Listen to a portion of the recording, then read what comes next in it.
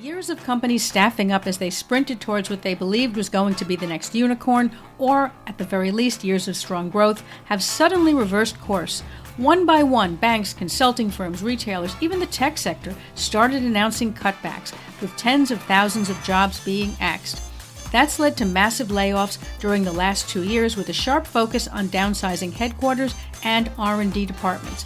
In other words, mid-career workers in white-collar jobs were suddenly losing their jobs. So what can you do when you find yourself on the other side of the desk? Where do you start when you haven't looked for a job since you left school? And what opportunities are there for older people in an age that seems to be fixated on youth? I'm Jane Singer, and welcome back to A Seat at the Table, where each week we sit down with leading industry experts and innovators to gain insights that will help us achieve even the most challenging goals. Today we're joined by Richard Triggs, CEO of Arete Executive, a recruitment specialist that focuses on senior executive or non-executive board positions. He is also the author of Uncover the Hidden Job Market: How to Find and Win Your Next Senior Executive Role. Richard will be discussing what he refers to as the hidden job market and how executives can find their next position. He believes that even late career executives can find new positions in today's market if they understand where and how to look for them. This episode of A Seat at the Table is sponsored by the Current Situation in Sourcing and AsiaNet Consultants. When global sourcing directors want a sharp view of Asian supply chains, they turn to the Current Situation in Sourcing, a 6-page quarterly snapshot that highlights essential shifts, alerts, and opportunities, along with feedback about how other sourcing executives are reacting to the market. To learn more about the Current Situation in Sourcing and to access the latest report, use the link in the show notes for this episode. Challenging times are when organizations really get to see the full value of their investment in top-notch leadership. The key is finding the right people to guide your business through uncertain times. To achieve this, leading companies turn to AsiaNet Consultants. With over 3 decades of experience, AsiaNet has a massive network that lets clients find the right talent for their organizations. AsiaNet can help with even those seemingly impossible to fill positions in countries where recruitment is far more complex and where you really need execs with solid local experience. Now let's sit down with Richard and find out how we can find our next role. Richard, I am so happy to have you here with us on A Seat at the Table. I think that what you'll be talking about will be really relevant to a growing number of our listeners. We have people listening to this podcast in 133 countries, and I think that what you'll be talking about will be touching, if not everyone, at least most people. Wonderful. Well, it's great to be here, Jane, and I'm also looking forward to the conversation very much. Well, I think that, when you look at the environment today, we're going through what you might call interesting times, particularly with regard to the executive or the senior executive world. We went from companies that were hiring, staffing up really quickly in preparation for what they saw really as a long growth spurt ahead. And then suddenly we sort of hit a wall. People realized we're not growing as fast. Maybe we're going to be actually sort of stalling. So people started to lay off, and particularly at a senior level, the cutbacks were coming through mainly at headquarters. So you have a fair number of people now who quite suddenly found themselves without work. From your point of view, from your experience, how can these people be positioning themselves so that they can find that next role? Sure. Okay. Well, firstly, to give a bit of context, so my business I started on the 1st of February 2009. So that was 15 years ago, and that was right at the height of the GFC. Right. So the global financial crisis, right? And of course, when I started my business at the height of the global financial crisis, people said, "Oh, Richard, you're crazy. Why would you start a recruitment company then?" And I suppose they were probably right. But what my experience then was that at that time, people were saying, "Oh my goodness, the sky is falling. The world is going into economic collapse and everybody's going to be unemployed and it's going to be terrible." And literally within a few months, things were substantively better. And then in around 2012, 2013, we were doing a lot of recruitment in the mining industry, and suddenly the mining industry went into collapses. Oh, the world's ending, and mass redundancies. And once again, not long after that, things were improving. And then, of course, in 2020, we had COVID. Oh, the world is ending. And it wasn't long before organizations were back feeling very positive and growing strongly. So it seems that there's always, a crisis, and the media loves to project this doom and gloom, whereas I would say the reality is most organizations that I talk to, they're feeling pretty confident, that they are excited about next year and they have good growth plans. And yet if I turn the news on and I watch what's going on in the world, I'd be left thinking that it's all despair and we should just all give up and go and join the circus, right? So, but yes, of course, there are people at different times in different cycles of the market that may be in work, out of work. And what's interesting is that in tough times, organizations need better people than in good times. So if you're a good operator and you are a strong executive and can deliver excellent value, if anything, in tougher times, you should be in more demand than in good times. But what's happening, I wrote a book in 2015 called Uncover the Hidden Job Market, How to Find and Win Your Next Senior Executive Role. And then I released a new version of that literally about 3 or 4 months ago. And what I say in that book is that at least 80% of the best jobs never get advertised. They never get to a recruiter. They're never on a job board. They're never in the open job market. They're filled through the hidden job market. So what do I mean by the hidden job market? Organizations see people that can solve their problems and take away their pain, and they hire them even if there is no vacancy. If somebody is limiting their job search to purely applying for roles that are being advertised, and I should say, this is not an Australian context. This is a global context, or at least, within, first world countries, because I talk to people regularly in the US and Canada and the UK and South Africa, and it's very much consistent across the board. If somebody is limiting their job search to only looking at the roles that are being advertised, number one, they're seeing only a very small percentage of those. And number two, the competition for those roles can be particularly high. I mean, we just had a situation where we advertised a role. We had 437 applicants. Wow. Right? So when you think that there's 437 applicants, recruiters, who I kind of tongue-in-cheek say are lazy and stupid, all the recruiter wants to do is to put the squarest peg in the square hole. So if you're applying for jobs and you're not exactly that square peg, it's very hard to get consideration. And you'll probably get an email from a recruiter saying, thanks, but no thanks. Thanks for your application. There have been better qualified candidates in this instance, so good luck with your job search. Whereas the reality is you probably have tremendous achievements in your career and transferable skills that could mean that you could easily do that job. It's just that firstly, 80% of them have already been filled. And then of the other 20%, there is a very high level of competition. So what is the real opportunity?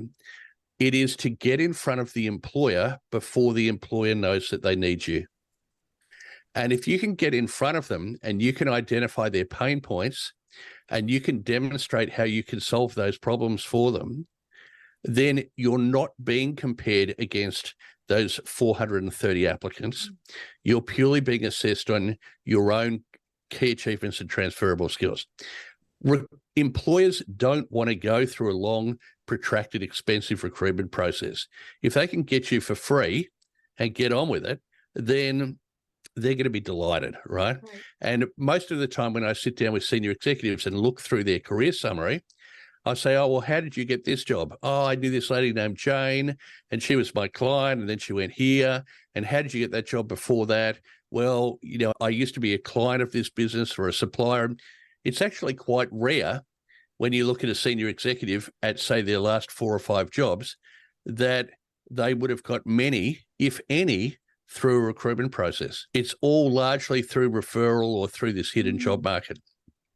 Now, one of the fantastic things about LinkedIn is that LinkedIn has made it so easy for you to connect directly to your employer of choice. You can literally say, which companies would I like to work for? If I look at their executive team on their website, who would my role most likely report through to? I can then find that person's profile on LinkedIn. I can reach out to them and I can ask them for a meeting. And it's instantaneous. And so my book is very much a methodology about, well, how do you actually go about doing that? And how do you do it in an intelligent way that's going to get you the best possibility of securing that new role as quickly as possible? Wow, that's so interesting. And I think that, we sort of hear about these things. Many people, myself included, to be perfectly honest, don't necessarily know what the exact steps are that you would take to execute that, right? You understand the concept, but it's sort of the sticking point is, okay, well, I understand what to do. Now, how do I do it? Yeah.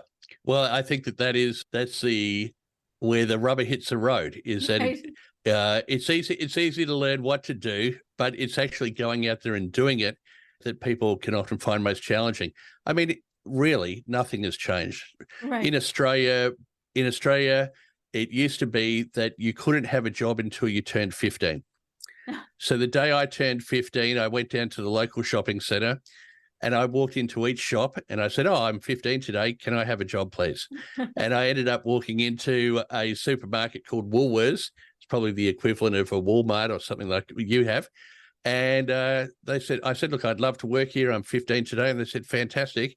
Do you want to start tomorrow? And so the next day I started, as a 15-year-old packing shelves and doing those sort of fairly basic menial tasks. Really, what's the difference? You're a great executive. You are awesome. You've got great skills and abilities. You know the companies that you want to work for. Why wouldn't you just go directly to them and say, can I have a job, please? Right. Okay. But what we've done is we've been conditioned to think, I can only get a job if I see an ad online on LinkedIn or a job board, and then I apply and I have to deal with this recruiter who doesn't really understand my true skill set and ability to add value. I'm in a competitive process and I get frustrated and despondent because I'm not getting a job. Right. Yeah. And so when I explain this to people, like you, Jane, I suppose they go, wow, that makes complete sense. Why didn't I think that what I should be doing is going directly to the employer? But I suppose it's a bit of a paradigm shift. And so once people can get their head around, okay, there is a smarter way to find a job than what I've been led to believe, and start to actually implement, it's amazing how quickly they can secure a fantastic job as compared to just making applications and praying that they get an interview. Right. Yeah. It is very disheartening if you're in the situation where you're filling out endless applications, getting no feedback, and you feel really like you're just spinning your wheels. So I think it's interesting that what you're pointing out and how you can sort of get ahead of the rest of the pack, right? By reaching out directly and trying to position yourself as something more than just statistics on a piece of paper. Yeah, I suppose on the other side of the coin, to sort of give you an example of something that's happened recently for me. So I've been recruiting a CEO role for a privately owned manufacturing company. It's about a $40 million turnover manufacturing company. And so when I put an ad up on a job board, the main one in Australia is called seek.com.au. The advertisement clearly said, to be considered for this role, you must have either CEO experience or been running a division with full P&L experience within the manufacturing industry. Right. Of the 90-something candidates who made an application, I would suggest that definitely less than 10, if not less than 5, had any direct relevant experience. So, for example, I was having people apply. I had a guy apply who was the general manager of a studio that teaches actors. Oh, my gosh. So, I appreciate the frustration of people applying for jobs and not getting feedback. I think it's absolutely critical for recruiters to be providing quality feedback. On the other side of the coin, I think it's also implicit that a candidate should read an ad. Right. And if they don't have requisite experience, don't apply, because otherwise all you're doing is wasting your time. Far better for you to spend the time that you're applying for roles that you're not qualified for to instead be directly approaching the employers that you'd love to work for and that you are qualified to work for. That's such a good point. And I think that, the internet has been a blessing and a curse from the point of job searches and recruitment. I mean, on the one hand, it's a lot easier to search and to reach out to people. But as you're pointing out, there's really no barrier. So, as an employer, you get tons and tons and tons of applicants, many, as you're pointing out, who are, not even in the running. Whereas I think in the old days, when you had to actually send a CV and put a stamp on it, there was a little bit of a speed bump in terms of how many you would send to people without feeling like there was any chance of success. Look, that's definitely true. And then on the other side of the coin, a lot of organizations now have built in-house recruitment teams because they believe that they can recruit directly themselves and save a lot of money on recruitment fees. What's an interesting phenomenon, though, is that it's extremely common. In fact, I would say in 9 out of 10, if not 19 out of 20 cases, that when an employer is recruiting a role directly, they'll put up an ad. They won't have anybody's name or phone number on the ad for candidates to ring up. And then the employer will say, oh, all we're getting is all of these inappropriate candidates. We're not getting any actual quality coming in. And so what I say to them is, well, imagine that you're in a job, or imagine that I'm in a job. I'm pretty happy. I like my job. I like my boss. I'm being relatively well paid. I'm not really that actively looking for a new job. However, this particular ad has caught my eye. And I read the ad and I go, oh, that could be an interesting job for me. But before I apply, I'd love to learn more about that opportunity. Right. I'd love to be able to ring somebody up and ask them some questions. Oh, there's nobody there for me to ring. So as a result, I don't apply. Or alternatively, I do apply, and 8 weeks later, I've had no acknowledgement of my application. I have no idea as to whether I'm in consideration for the opportunity. And of course, there's nobody that I can ring and ask questions in order to assess whether I should just put my attention elsewhere, which of course is very damaging to that employer's employer of choice brand. So I've just written a new book. It's called Winning the War for Talent: How to Attract and Retain Top Performers, which is really aimed at the employer then. If Uncover the Hidden Job Market is aimed at how candidates or job seekers can be much more effective in finding a job, I think it's also critically important that employers become much better at attracting and retaining top people. Yeah, I think that's a really valid point. I mean, I think that, as you're saying, there's sort of a burden on the employer also. And when they are trying to do things in-house, unless they really do have a very extensive HR department, sometimes, as you're pointing out, they end up missing the right people. They end up filtering, in a sense, for the people, like you say, who are just going to spam every possible ad and sort of eliminating those people who are more serious candidates who could be better. That's right. Yeah, so that's one of the benefits of having someone as a recruiter whose whole mission is to be able to focus on that, who has the skill set to be able to, vet candidates and know exactly how to go about recruiting. Now, what happens in the case of somebody who's looking for a new role, and perhaps they're at a time in the industry that they are typically in that there's just nothing out there, so they need to be able to pivot. Now, that's easier when you're at a junior level, right? And what you're doing is pretty basic, and you could probably do it in one place as well as the next.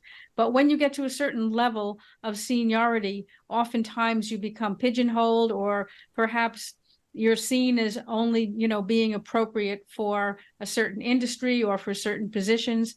How can somebody sort of break out of that? Right. Okay, that's a great question. And I think that there's probably there's probably two sides to that question. So firstly, depending on what particular career you're in. So, for example, if you're a finance person or an HR person or a marketing person per se, for example, those skill sets are fairly transferable across industry.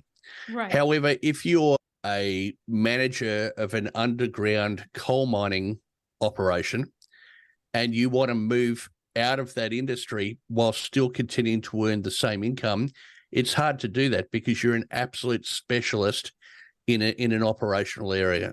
Right. So one of the things to think about is that if I want to move away from what I call same job, same industry, firstly, recruiters are only really capable of hiring same job, same industry. That is what the employer is paying the recruiter to do.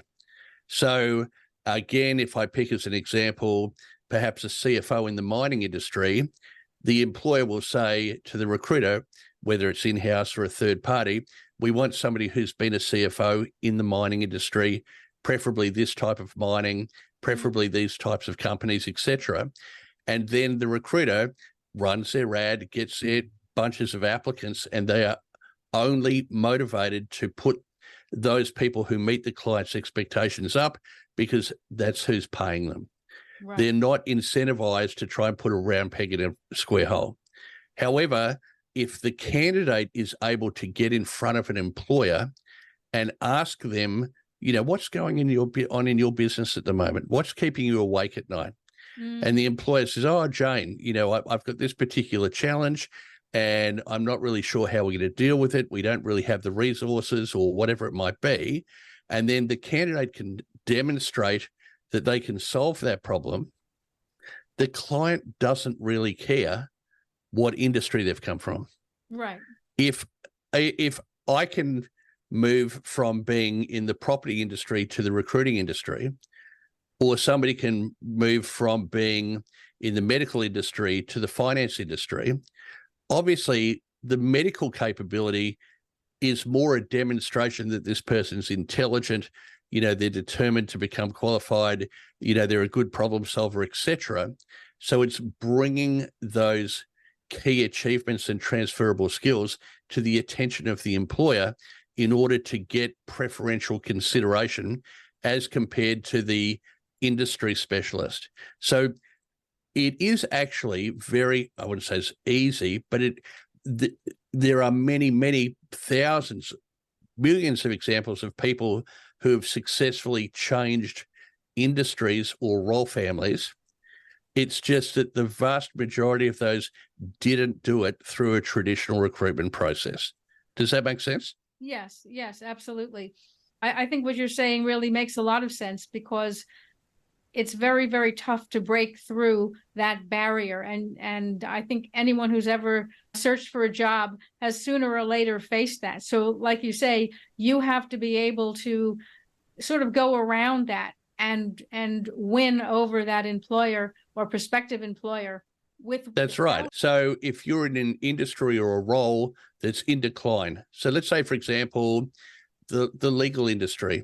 So artificial intelligence is going to have a huge impact on the legal industry because a lot of lawyers who traditionally were preparing contracts or, investigating precedents or those kind of things, that'll all be done by AI now. What those lawyers need to do is to think about, okay, well, if my traditional role is being removed, how do I either reskill myself or how do I apply my current skills and abilities to another industry that I'm equally passionate about?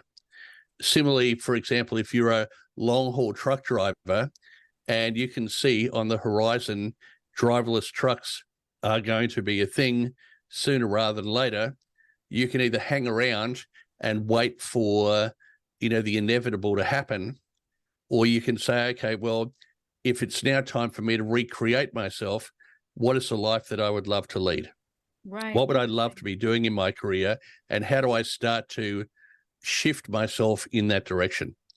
And we've seen that a lot, particularly with people who perhaps during the GFC were made redundant. And so they said, oh, I'm going to start my own business, or I'm going to move into consulting, or I'm going to do something completely different. We saw it happen a lot with COVID, where a lot of older people said, oh, wow, here I am working really, really hard in my full-time 50-hour-a-week job. I've realized now that, life is precious. So I'm going to use this opportunity to semi-retire early and look at other things that I could do. Perhaps I downsize my house and take some of that money, to fund my lifestyle. So you're either a victim or you're a creator. That's such a good point. And I'm really glad you brought that up, because most people, myself included, don't really think about doing these things until you're faced with the situation. And I think you're right. People have to think about what could be next, while they're already employed. And as you're saying, try to anticipate as best possible what skills you might need or how you can sort of be preparing. I think if I'm interpreting you correctly, how can you prepare for what could be next? If you see that AI could be coming for your job, then what else could you be doing and how could you learn the necessary skills? I think that's right. Yeah, people need to know, people need to be thinking about that.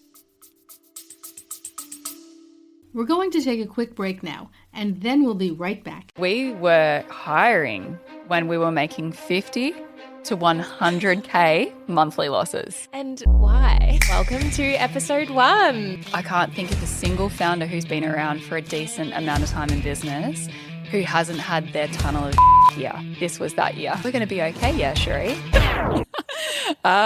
Some are going to hear this and think, you TDP. But hear me out. You only have to do the math to understand that very soon we were $500,000 down. That's right. And another thing that I think about regularly is I'm 55. Well, it wasn't that long ago that people retired at 55. Wow. Now I think that, unless something happens, I'm in an accident or I get some terrible illness, it's quite likely that I will live to be in my, to 100 with all the advances in medical technology and so on.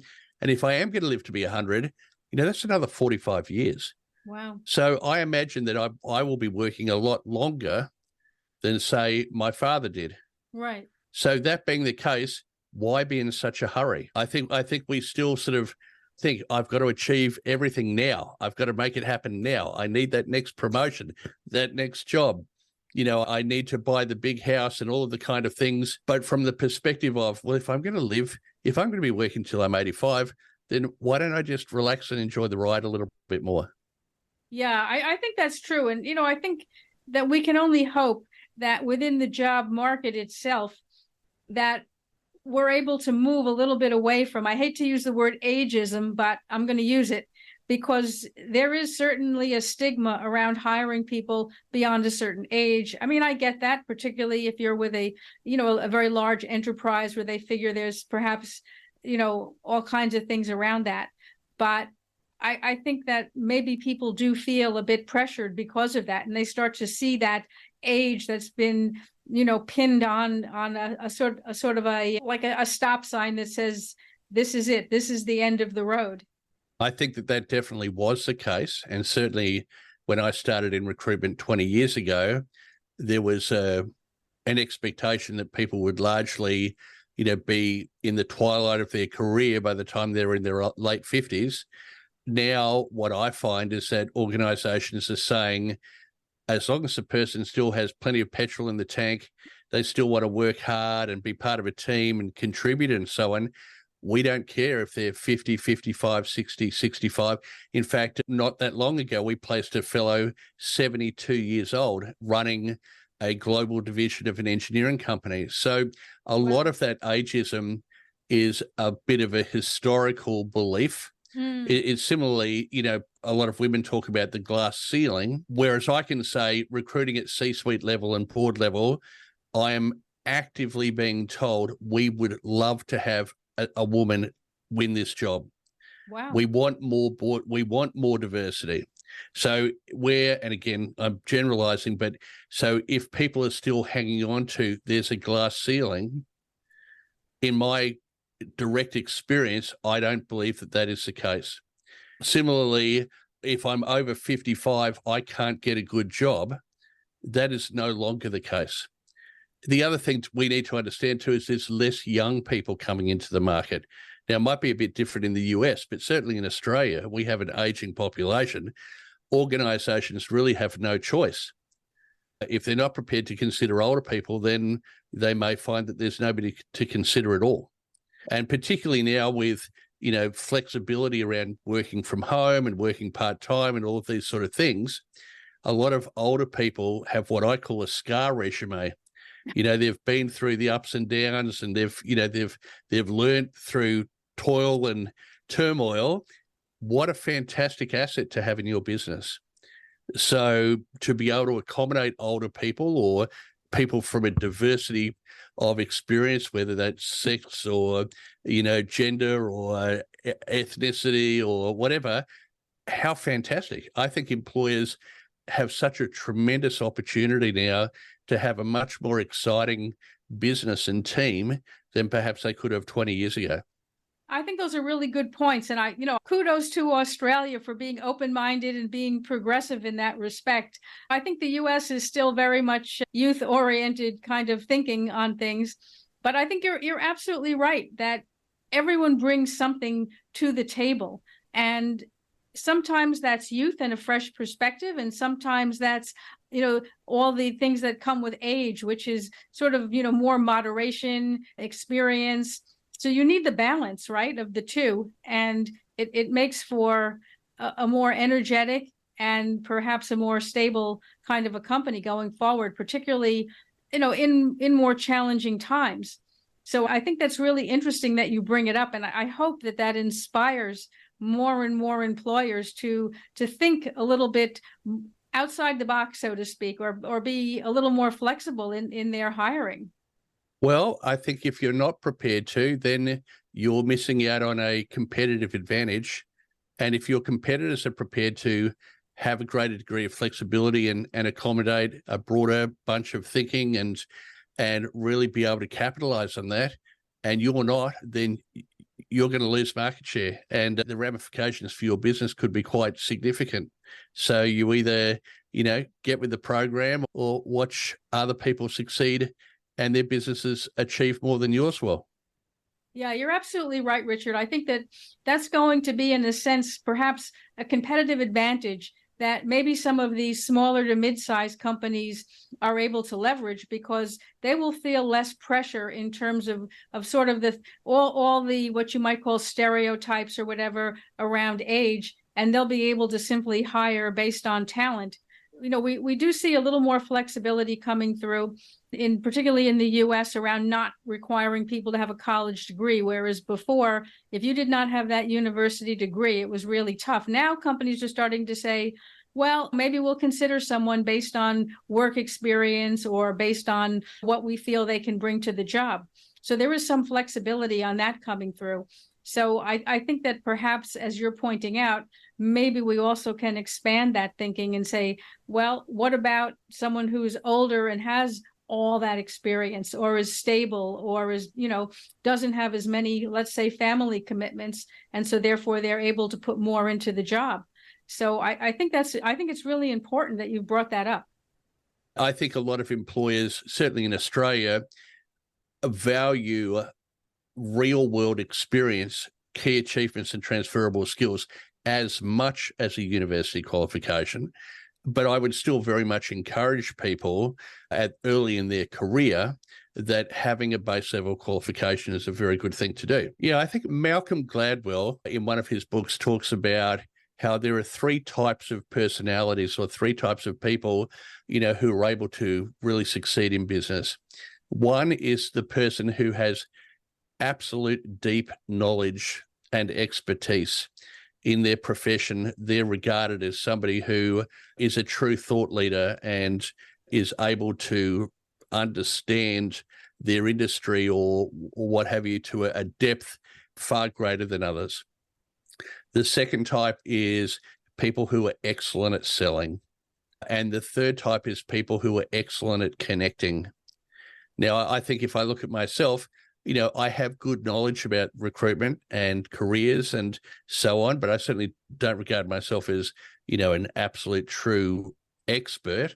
I'm pretty good at sales, But what I'm very good at is connecting people. And I imagine that's true for you too, Jane. I mean, that's why we love doing podcasts and getting people together and having interesting conversations and so on. Those skills will be hard to replicate by AI, at least any time in the future. So I suppose if I was advising somebody, it would be to pick a lane. Do you want to be the expert? Do you want to be the salesperson? Or do you want to be the connector? And really play to your strengths and really, use that to drive your career, because there's just no space anymore for mediocrity. Yeah, absolutely. I think that's really the foundational point, is that mediocrity is what's going to get squeezed out by AI more so than anything else. Richard, you've shared so many interesting things, and the books that you've written are things that are must read for both employers and people who are employees. Where can we find those books? Right. Well, for the Uncover the Hidden Job Market, the book that's aimed at employees, if you want to receive a PDF version of that book, you can go to my website, areteexecutive.com.au, which I imagine, Jane, you might put in the show notes, Absolutely. And you can get a copy of that book for free. So I don't charge any money. If you want a PDF version, you just need to get on, fill out a little form, and you'll get that. Of course, if you want to buy a hard copy, you can buy that on Amazon and those kind of resellers or online bookstores.